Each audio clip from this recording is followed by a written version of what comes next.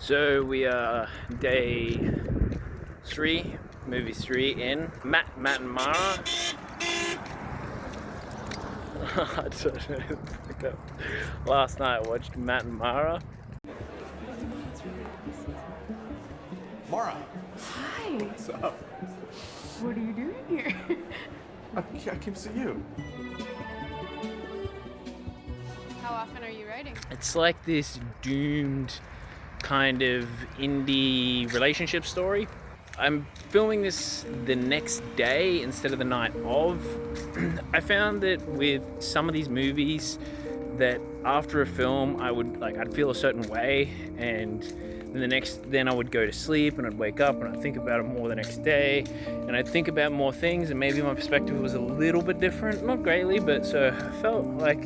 So Matt and Mara is this typical kind of indie relationship, but it's very different in how it presents itself. It talks about the kind of, it's like the Canadian past lives, will they, won't they reaction, but it presents itself very different. The best way I've been describing it to other people, it's like if Uncut Gems made a relationship story. Far out, man. Like the microaggressions, the anxiety. There's not a whole lot of music throughout the film, which was really interesting. I don't think there's any music really until the end. It was refreshing that it was a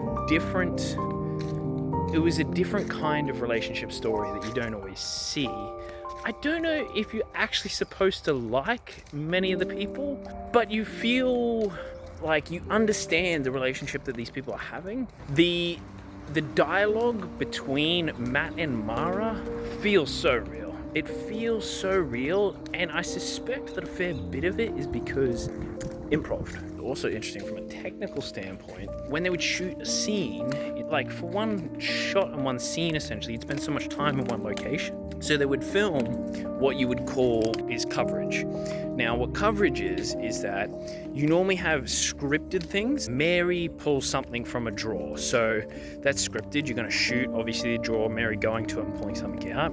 What coverage is normally you film a lot of this surrounding space or things in the space, so that when you're editing, you might have coverage of that footage or more coverage of that space. Maybe fill it out, maybe your original scripted stuff doesn't actually kind of edit well, and so that's why you might use coverage. But it felt like every time we were in a scene or we were in a house, there was so much coverage. It could have been scripted, but it felt like it was improv.